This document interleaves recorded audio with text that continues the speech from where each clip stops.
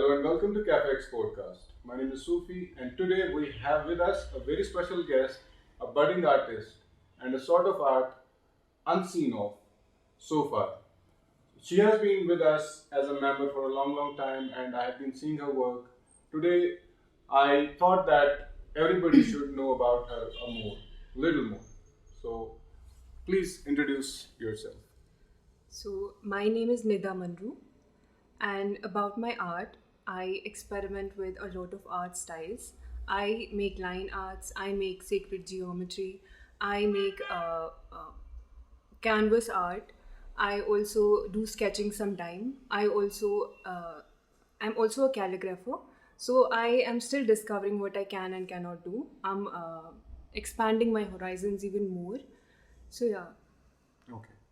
So first thing first, I was always intrigued about the surname that you have got, Monroe. Yeah.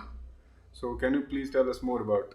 So it is pronounced as Monroe. Okay. It's as simple as that. It's Monroe. Okay. But many people get it wrong. Okay. They say Monroe, Monri, and I have to listen to it all the time. But it's Monroe. So yeah, it's Nida Monroe. Okay. So there's no relationship with Marilyn Monroe, right? No, not genetically, but Okay. I would like to associate myself with her. Yeah. Everybody would, for that matter.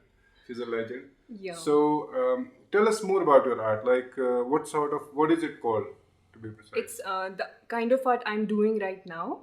It's called sacred geometry, and a lot of people like to get tattoos of it as well. Okay. And they ask me about it, and they like ask me for permission if they can get it tattooed on them. And I always say like, yeah, do whatever you want with my art. Just like spread it everywhere. Okay. So you don't put any copyright over it? No. As of now? As of now, yeah, I get paid, but I still like I want my art to reach everywhere as much as it can. Okay. Tell us more about your journey. Like, how did you start it, or what was the first time you started thinking about this sort of art, and what attracted you to sacred art, as you say? Yeah. So many years back, I would say around 2 years back, I got interested into this kind of stuff like geometrical shapes, and I would see it everywhere. But what I do, sacred geometry is basically it's a blueprint. That's things we see in the physical form right now. I see it from the viewpoint of it being as a blueprint. For example, we see a flower. It's in physical form. It's curved and everything. But if we see into it, it has geometrical shapes in it. Everything is like connected in it this way, in geometrical way. Like if we go beyond Earth, if we see in space, in galaxies, we see spirals. And then also in our human body, in our DNA, we also see Double helical shapes. structure, right? Yeah, we also see those exact same shapes, and then we see everything in nature, everything around us. Sacred geometry exists in it. Okay. So I think I resemble with it a lot. It helps me to connect with the universe and myself as well. So it's therapeutic for me. Okay. So lately I have been doing this a lot because this is what I'm into right now. Okay. So as far as I got it, or maybe you may interpret it in your own way. So I believe that you are saying that everything narrows down to a basic geometrical shapes. Yes, right? of course, yes. So that's how you see things and Yes. how you make Yeah. overwork on them, right? Yes, yes. Okay. So what are you doing presently as far as your art is concerned? Yeah, as far as my art is concerned, I make artworks, and sometimes people tell me to make customized orders for them. Like I merge shapes according to their preferences, and they tell me to do that, and I do that for them. Okay. And I make more of my art. I prefer that more than anything to let my creativity flow in, and I take orders. I don't take a lot of orders because I don't want my creativity to get lost. I want creativity to flow through me, and I want to own that Okay. in a way. Okay. So yeah. So you have already converted your passion into a sort of thing through which you are earning right now, right? Yeah. Okay. So now, based on the same answer, I would like to ask you that where do you see yourself? First of all, apart from art, what else do you do? I'm a law student. Okay. I'm pursuing law from University of Kashmir, Mm-hmm. and it's gonna be my last year in 2025 beginning. So I'm gonna be done with it with my law degree, and then I'll think of something else to do with my law degree. And I'm thinking of going to. I might go into judiciary, or I might become a very successful lawyer. So I'll see to it. I'll figure it out eventually. So as of now, you have not decided whether to go specifically to an art genre, be an artist specifically, or as a lawyer completely. I have decided to be a part-time lawyer and a part-time artist. Okay, nothing full time. Yeah. Fine. So as far as your future plans with an art is concerned, Yeah. where is it taking you, or where are you taking it? For now, as I told you, I'm stuck with the sacred geometry, and I also do tattoo art designing. You might have seen the butterflies and Right, everything. right. So I also do that, and I am gonna keep exploring what I can do with it, and some other art styles I might try. So I'm gonna figure it out in the future. Okay.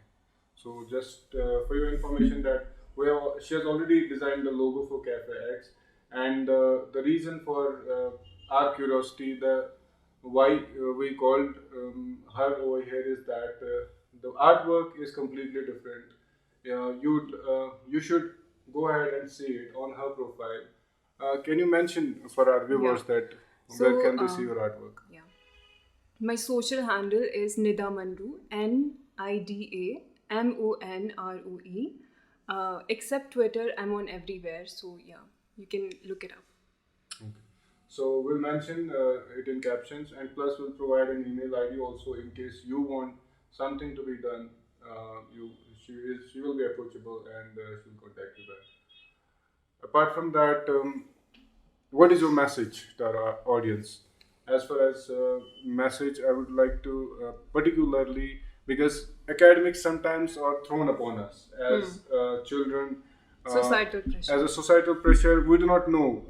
I mean, we are in a dilemma. We are not aware that how many career options are available to us, and we are at a stage of our life where we do not know what to do. So, usually people throw things on us.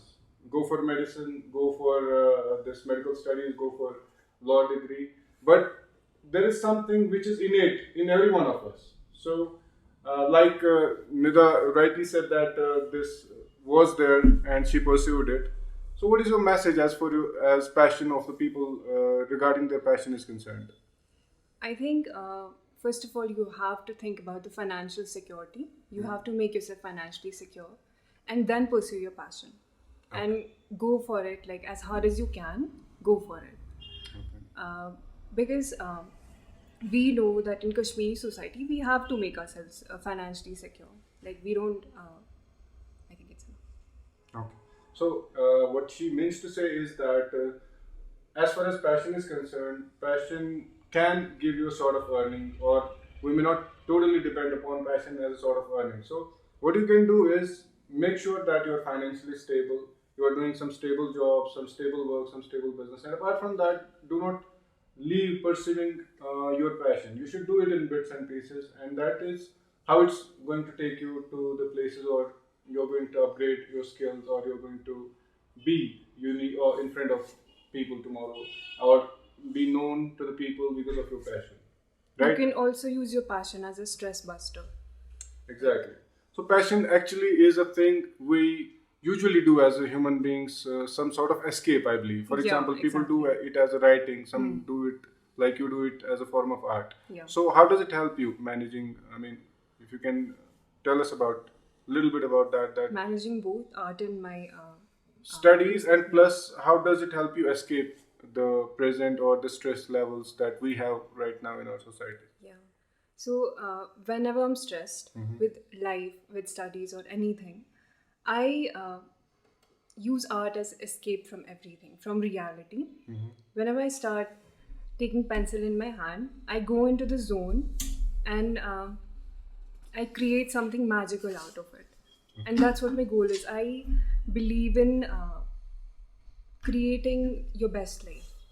I appreciate you coming over here today with us on our podcast and telling your story to our Thank you for viewers, having to me. our listeners. Thanks a lot. And I want you people who are listening or who are watching this on our video, if you have any passion, don't just leave it like this. Work on it, and if you believe that you are at a level that we can show, you can show it to the people. This is a stage for you right now. You may have already done a lot of hard work. This is the time to shed a limelight on you. This is the time that people should know more about you. So thank you so much for joining us in this podcast. We will be with you again in our next podcast with yet another rising star. Thanks a lot.